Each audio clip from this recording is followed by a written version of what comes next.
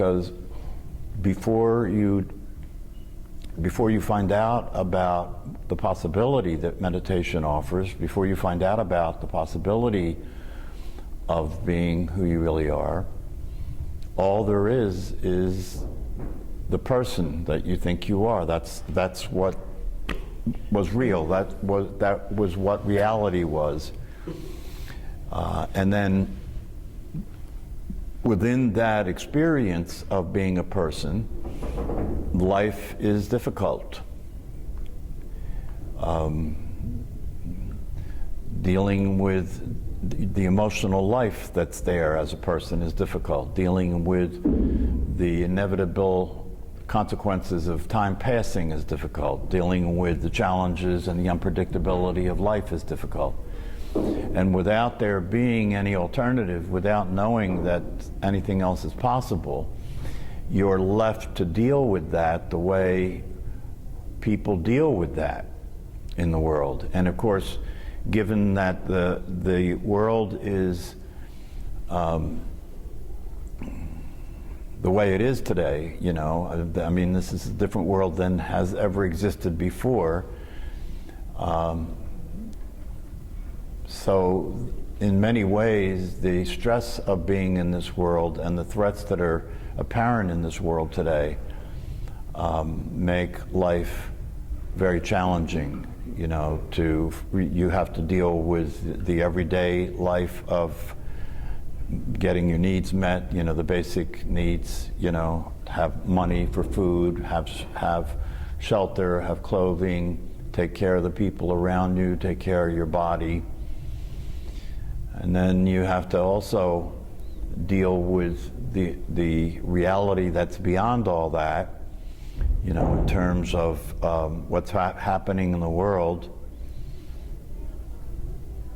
And then you have to deal with your history, you have to deal with your relationships with the people around you, you have to deal with the relationships with the people that you work with. And then on top of all that, you have to deal with the relationship with yourself, which is really the most difficult relationship to deal with, right? The relationship with yourself is the most difficult relationship to deal with because it's a quandary. It is a dilemma in the sense that the relationship with yourself is a relationship in which there are the thoughts that you have, and then there is the you that hears the thoughts that you have. And so now you have two yous. So for most people, you could say that most people are schizophrenic, that most people are mentally ill. It's not talked about this way, but if you stop and look at it, if you think there's two yous, then it would be easy to conclude that you have some kind of a mental illness, you know what I mean, that you're hallucinating. Because obviously, in reality, the reality that we all agree upon, there isn't two yous. But in your private world, there is two yous, right? Or more, yeah. At least two, right? And so what that brings to mind is when Eckhart Tolle was going to kill himself, the whole wake-up that he had was a function of him realizing at the last minute that there wasn't two yous, right? Because when people are going to kill themselves, there's a you that is going to kill you, and then there's a self that the you that's going to kill you is going to kill. So there's two. And just before he actually acted on killing himself, he saw that and he realized, wait a minute, who is the me that wants to kill myself, and who is the self that me wants to kill?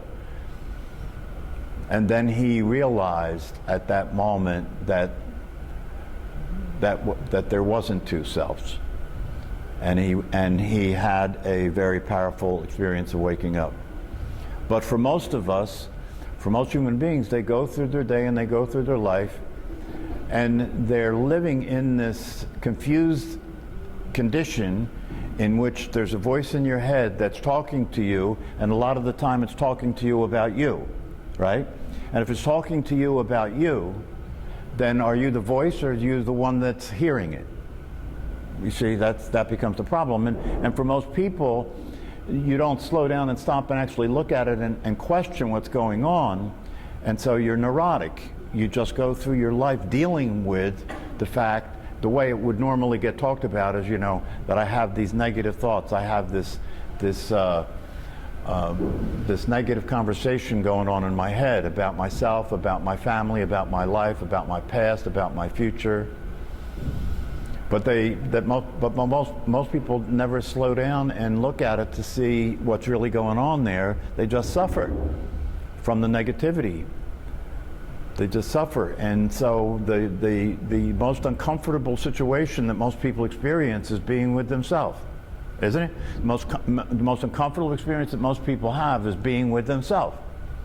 That's one of the reasons that sitting still and meditating, or being quiet, or being in silence for a lot of people is torture, because you don't have anything to distract you from yourself. Yeah, it really points out that there's something going on that's problematic, But you see, just like you said, you never notice that, right? Because you just think, and this makes it worse, because you just think that that the thoughts that you're having are you thinking those thoughts about yourself. So even though there's a you that's thinking those thoughts about yourself and a self that you're thinking those thoughts about, you just take the blame for the whole thing. I'm crazy because I think the thoughts I think about myself, and the self I'm thinking those thoughts about is crazy, because that's why I'm thinking these thoughts about myself. So the whole thing is convoluted, and the whole thing adds up to a neurotic experience. And it can lead to obviously to anxiety, it can lead to depression. It's a very confusing experience to be having all the time. And so what happens is people do whatever they can to escape from that experience that they're having, and then that causes addiction. And so as far as I can tell, humanity is addicted. Humanity is addicted.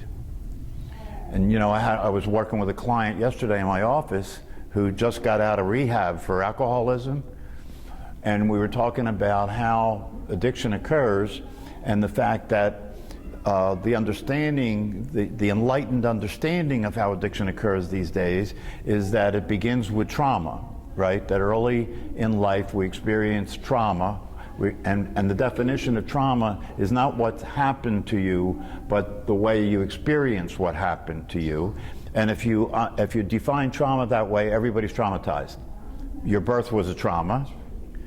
Your childhood was a trauma, right? Because no matter how much your parents tried to love you and give you what you needed, they were brought up by parents that were limited in their ability to give them that, and their parents were brought up by parents that were limited in their ability to give them that, and this whole thing keeps getting passed on. And so in your childhood, you didn't experience being safe to feel your feelings. You didn't experience being safe to really share yourself. You felt threatened and vulnerable. And then you go to school and you feel threatened and vulnerable there, because now you're being compared to all the other kids, and you're not as good as they are. You're not the smartest one. You're not the prettiest one. You don't have the nicest clothes. And then the game is on. The comparison game is on. And it only gets worse from there. One of the reasons it gets worse from there is because when you go to school, one of the things that education doesn't focus on is helping you to learn about your emotional life, to help you to learn about your psychological experience, to help you to understand who you are, to help you to understand what life is all about. They don't talk about that at all in school. That's not considered education. That's not considered to be important for you to learn. So what do they talk about in school? Well, they teach you to be quiet. They teach you to be still. They teach you not to make too much noise. They teach you not to be angry, right? They teach you to contain yourself, control yourself, learn how to be a good citizen, learn how to follow the laws. And then once you got that together, now we're going to teach you everything you need to know in order for you to compete in the world of making money. And there's your education. Your education is about controlling yourself and learning how to make money. And of course, the process ends up with people that are pretty crazy, right? Because controlling yourself means controlling your emotional life, and controlling emotions means that you're going to block the free movement of emotional energy in your body. You're going to block the free expression of your emotions in the world. And now you're living in a way where you're containing that all the time, right? And then that adds up to people having all kinds of physical problems, because when you block the energy in the body, right, it starts to turn on itself, right? And that's the definition of cancer. Cancer is mutated cells, and when there's blockage and the energy can't go anywhere and it starts to turn on itself, the cells start to eat themselves and mutate, and that's cancer. This is becoming more and more evident now, that the things that people suffer from that are obviously stress-related and obviously related to the fact that psychologically and emotionally they're in a very unhealthy condition. It results in all the kinds of things that people suffer from. Migraine headaches, colitis, digestive problems, sleep issues, you know, the whole 9 yards. And then what happens is the people, because they're so uncomfortable and they're suffering and they can't function, then they need to take prescribed medication. And the way the system works these days is everybody is diagnosed, and we're going to fix you by giving you pills to take, and that'll change your brain, that'll change your nervous system, and then you'll be more comfortable. The only problem is now you can't function without the pills. And of course there are a lot of side effects to the pills. I mean, you look at some of these commercials on television with these pills, and it's amazing. It's amazing. They have to, by law, tell you all the possible side effects. And when you listen to some of these commercials, they tell you one of the side effects could be sudden death. But people still take the medication. That's how desperate they are, right? So that's the situation that we find ourselves in. And then if you discover the possibility that there is a way of experiencing yourself in your life that can allow you to relax and be at ease, feel at home in your body, express your emotions, clean up your emotional baggage so that you can be free from carrying that load around, and start to actually enjoy life. That possibility is a possibility that offers a whole new world, a whole new life. And once you discover that possibility, then what you have to do is you have to deal with the fact that you are completely programmed to be crazy. So now you know there's a different possibility, but you've been completely programmed to be crazy, and your brain's programmed to be crazy, and you're living in a pattern in which everybody around you is following the same patterns of just getting up and going through the motions every day to make money, you know, distracting themselves with all the things that are available, and there are more and more things available than ever to distract yourself. And so you're living in that world, and now you're living in that world and you're trying to wake up and realize the possibility of being free from this craziness. And it's a huge challenge because everybody around you is crazy, but the crazy that they are is considered normal. Right? And so, you know, if you understand what this possibility is and you begin to meditate and you begin to sit still and you begin to pay attention to your breath and you begin to focus your attention so that your mind stops wandering and you stop having these crazy experiences mentally and emotionally, then you have to face the fact that in order to really come out of the madness, to really come out of the misery, you're going to have to make a huge commitment to paying attention to the possibility consistently. That's the thing, just like you said. You know, you keep finding yourself being this crazy person again. You know about the possibility, and as much as you want to experience that possibility, the craziness just keeps coming back, and you feel out of control, especially when you get emotionally upset. You know, when you get emotionally upset, especially if you get angry, right? And especially if you get angry with yourself or you get angry with the people around you, that brings you back into this experience of being this crazy person, and you find yourself acting out without being able to control it. Or you keep slipping into this state of mind that's part of the craziness, in which you see your life as this burden, right? You see your life as this burden. You get up in the morning and you have dread about life. And it brings you into this whole time-based reality that people are lost up in which everything is, in this time-based reality, everybody's looking forward to something. And you know, people don't realize that if your life is if you spend a lot of time looking forward to things, right, what you're saying is what's happening right now is never okay. This isn't sufficient, this isn't comfortable enough, I don't really feel satisfied now, I'm dissatisfied. And so I'll look forward, I'm looking forward. And so we learn to look forward, we learn to live in time and look forward, right? So when you're a little kid, you look forward to being a teenager so you could experience, you know, what teenagers get to do. And then you figure, then I'll be happier, you know, then I'll be happier, then I'll be satisfied. And then you're a teenager and you look forward to what adults get to do, you know, when you can turn 21 and start to drink, when you get your driver's license, when you can get a car and get a girlfriend, and you figure, well, I'll be happy then when I get that stuff. And then you get that stuff, and then that's good for a while. Then it stops making any difference, and you start feeling crazy and miserable again. And then you start to think, well, maybe if I get married and have a family, then that's the thing. That's the thing. I'll be happy then. And so you get married and have a family, and that's good for a while, and then that stops being satisfying, and that has a whole new set of problems. So if you figure, well, maybe I made a mistake. Maybe if I get a divorce, I'll be happy and find somebody else because I married the wrong person. So it never stops, you see.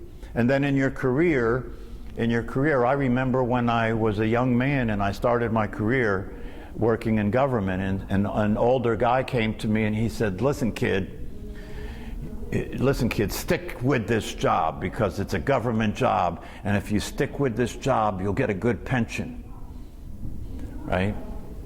So he's already I'm a young man, he's already talking about my old age. You know, look forward to your old age when you'll be done with this career and you won't have to suffer working this job anymore, but you'll have a good pension.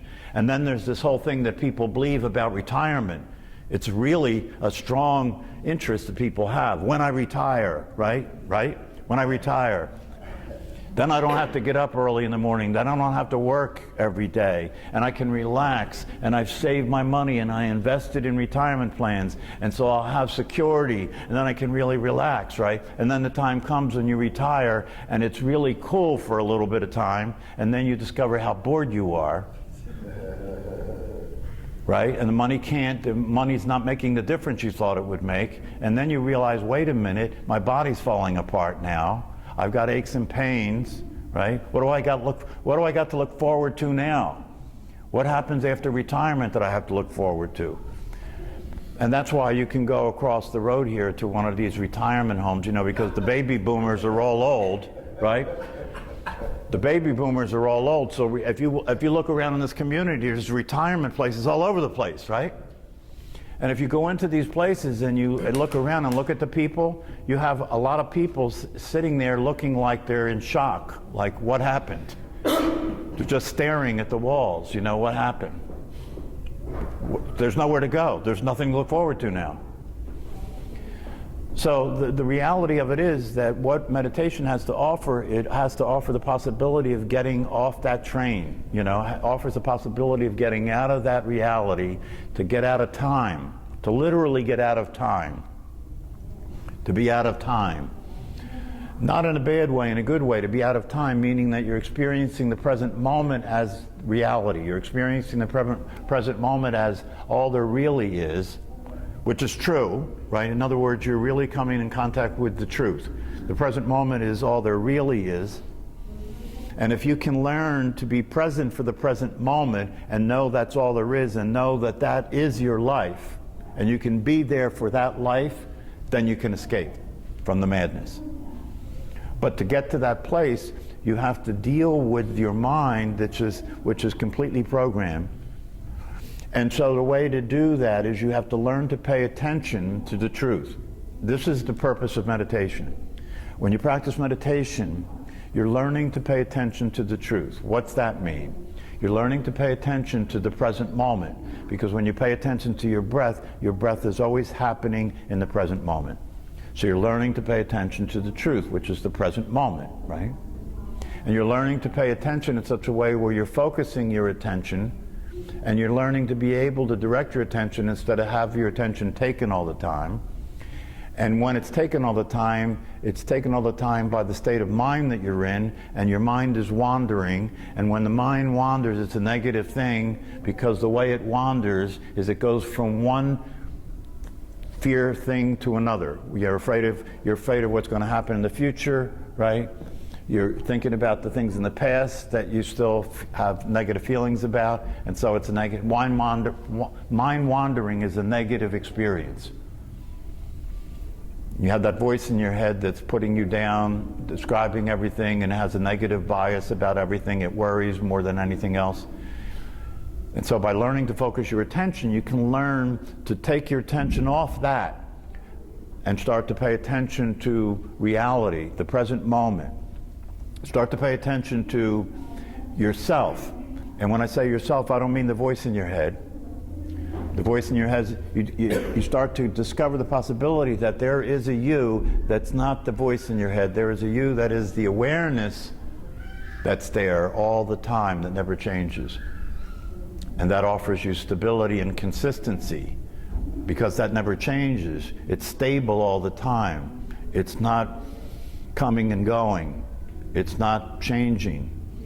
And so for you to discover that that is actually the truth of yourself, that's your true nature, offers you the possibility of having that be the experience that you have of yourself in your life. But even if you get that, even if you really see it, even if that's really clear to you, and I think in this class that there are many of you who have been coming to class consistently and have been doing your homework enough to really do see that it is actually true. Really see that it's actually true. And if you see that it's actually true, then you can't not be motivated to want to have that be the experience that you're having, right? You can't, right?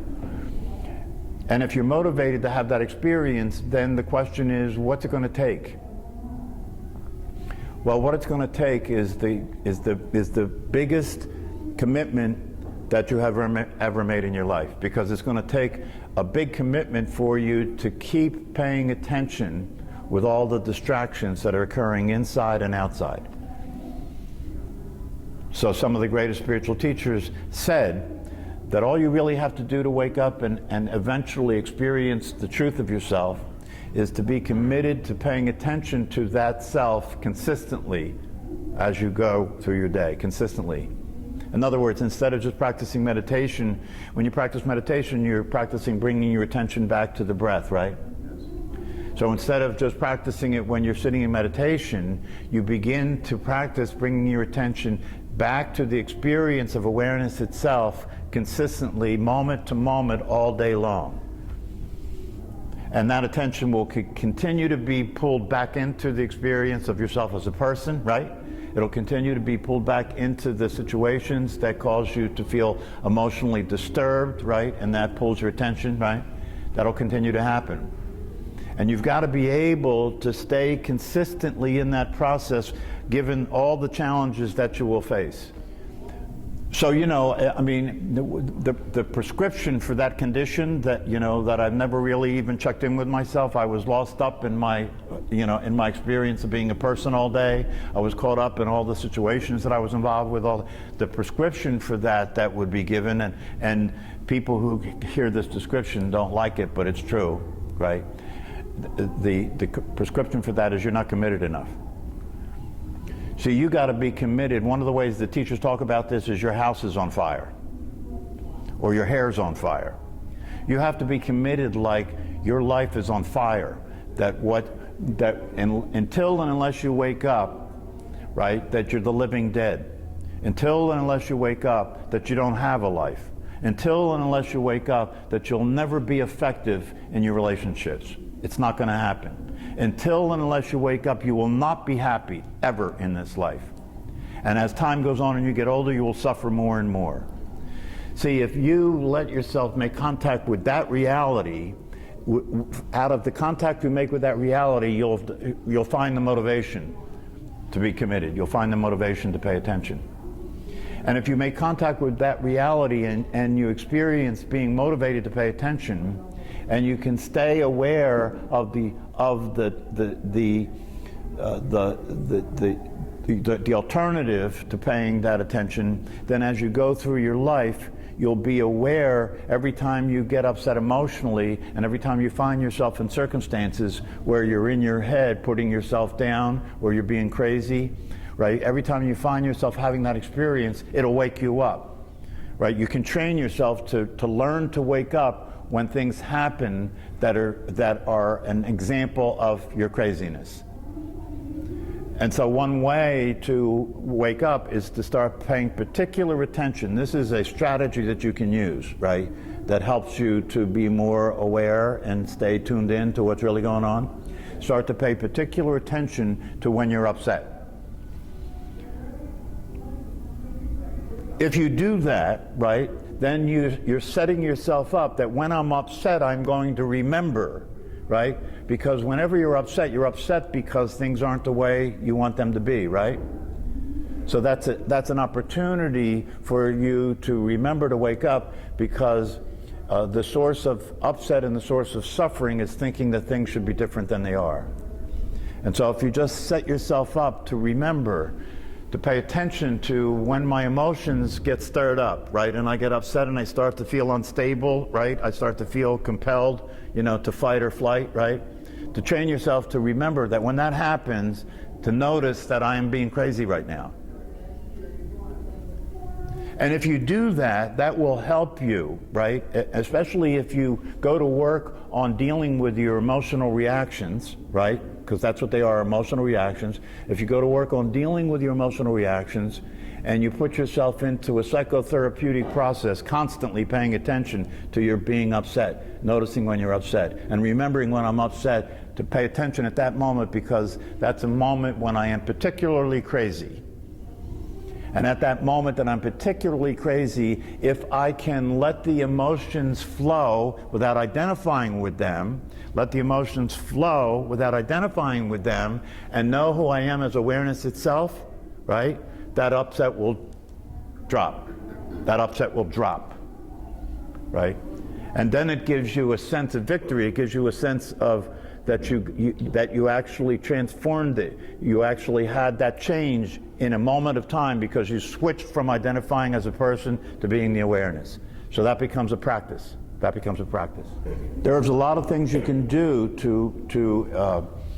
to have this strategy work effectively.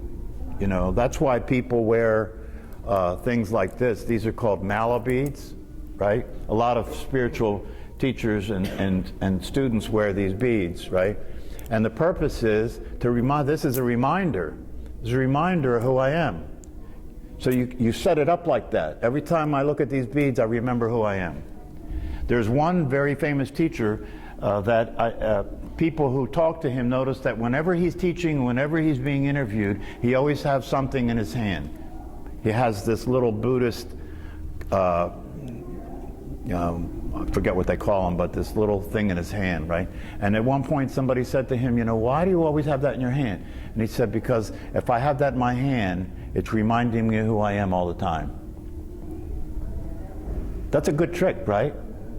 Right? Because you're holding on to the truth now. You're holding on to the truth, right?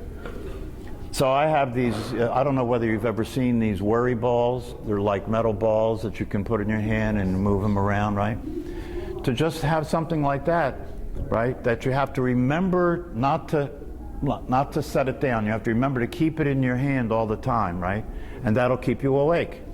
That'll keep you awake. So you can use tricks like that to remember who you are, right? There's all kinds of ways that you can do it, right? But that's the name of the game. And one of the things that you'll discover if you really commit yourself to being awake and you use the idea of paying attention to when you're upset as a way of waking up, what happens is in the beginning you notice when you're upset, but you notice when the upset is intense enough that it gets your attention. Oh yeah, I lost it, right? I'm upset again, right? And then as you get good at doing that, and you're able to wake up in the middle of the upset and remember who you are, and that upset disperses, and then the situations that cause that upset stop causing it to be upsetting anymore, because you keep practicing waking up, right?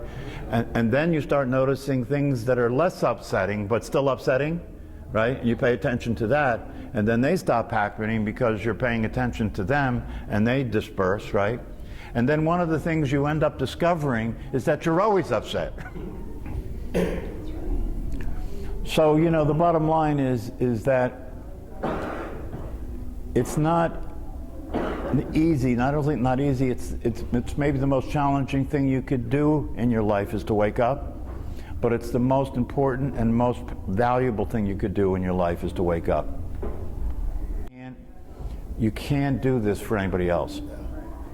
Not only can you not do this for anybody else, but the way people are wired up and the way their brains are wired, if you try and talk to them and try and point them in the right direction, they get pissed off.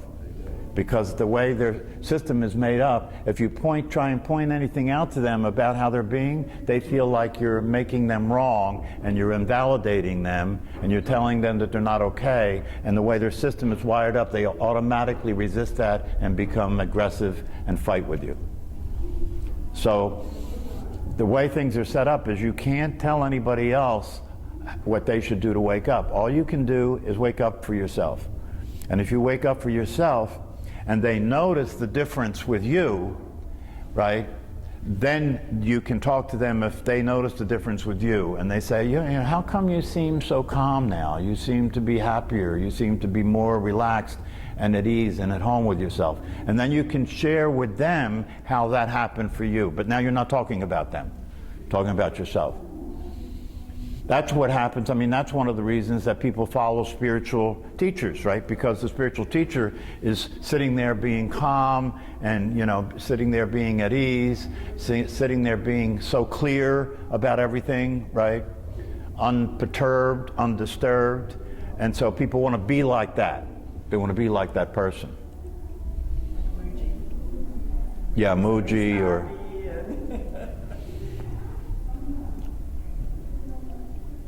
You know, but one of the things even about that is that when you wake up and you know, if you realize who you really are, it doesn't mean that you never get upset. It just means that your experience of yourself is such that even when upset happens, the way it begins to appear to you, the way you experience it is when upset happens, it's like the character that you're playing in the movie that you're in is upset, not you. You see? And the other thing that you discover when you wake up is that upset isn't necessarily always bad, right? Sometimes, you know, at one point I did a leadership course with one of my teachers, and one of the things he talked about in terms of how to be an effective leader is there are situations in which to be an effective leader, you have to use anger. You have to use upset. Why? Because under certain circumstances with certain people, it has an impact. It you know, gets their attention, you see? The key is to have enough clarity and enough versatility and enough flexibility to know when to use it and when not to use it. Because if you use it all the time, it's not going to work. And you have to know who you're talking to, right? You have to know that who you're talking to can tolerate it and can understand it, right? And so I have no doubt, for example, that meditation teacher later went back to that student, right? And just let that student know that, you know, you're okay with me, you know, that was just an opportunity for you to wake up. So you don't leave somebody in some bad place like that, right? That really takes a lot of compassion, and it really takes a lot of empathy and understanding about what it's like to be the student. You know, what it's like to be the student. It's a very challenging experience. That's why one of the most important things about being an effective teacher is to remember when you were a student and what you went through, you know, in order to wake up. You know, when I look in my own life at some of the experiences that I have mixed feelings about it. On the one hand, it was horrible. On the other hand, I'm very grateful because it was really a necessary experience in the process of waking up. See, but that's the difference. If you don't wake up, it's just horrible. That's it. If you do wake up, you can look back and say, well, that was horrible, but that was one of the times in my life when I really paid attention and discovered that it's important for me to wake up. So when you experience waking up, everything that happened before that now makes sense, because it took all that to get you there, right? But if you don't wake up, it doesn't make sense and it didn't get you anywhere, it's just horrible. And that's the way a lot of human lives are. That's why a lot of people get to a point in their life. It's very important to pay attention to the fact that there are a lot of people that get everything that you think you would need to get to be happy, and then they kill themselves. A lot of people. A lot of people. I mean, if you actually pay attention to that and you start to do some research, there's a lot of very famous people that had everything you think that a human being should have to be happy, and they kill themselves. And my understanding of that is the reason they kill themselves is because they realize it didn't work and now there's nowhere to go. It didn't work and now there's nothing else to do. It's hopeless, it's futile. It didn't work and there's nothing else to do, and now I'm old, I have nothing to look forward to, so what's the point? That's tragic. You know, that's really tragic. On the other hand, there are people that have everything. This is interesting. On the other hand, there are people that have everything, and if you listen to them talk, you can tell that everything they have is not what's making them happy, right? It's the experience they're having of what life is and the experience they're having of who they are that's making them happy. And they have everything. So, you know, it's not to say that money is evil, you see. It's not to say that having possessions is bad, right? But you can't really enjoy them and you can't really have them if they have you. You can't really enjoy them and you can't really have them if you're dependent on them in order to be okay. If you are dependent on them to be okay, then you're always anxious and nervous and worried about losing it, right? Losing them or getting more. Yeah, and you can never get enough, because the more you have, the more afraid you are of losing what you have. So you want to get a little more to have some more security. And look at where that takes people. There are people that are billionaires that are still crazily trying to get more. So there's many different forms of insanity. So, you know, my recommendation, my suggestion to you is that it begins right here. You know, it begins by demonstrating what you're committed to, by coming to a class like this on a regular basis, by practicing meditation every day, by continuing to look to learn as much as you can, as fast as you can, about these things, to try and learn about any way that you can be effective and having this process come to an end as soon as possible. In other words, any way you can be effective of having the process of being who you really are, be the truth, be what you actually are. And it's equally possible for every human being. So that's one of the things that's important for you to understand, is no matter what's happened in your life, no matter how crazy you are, no matter how many mistakes you've made, right? Jesus Christ preached equally to the people who were thieves and prostitutes and drunkards as he did to everybody else. Because he understood that they have the same possibility of waking up and experiencing their life differently as everybody else. In fact, he hung out with them a lot of the time because they were the salt of the earth. They were real vulnerable human beings. They couldn't help it, right? So the invitation, right? It's an invitation. You don't have to take the invitation. The invitation is to take the possibility on and be committed to realizing the possibility that your life is. That's the invitation. It's up to you.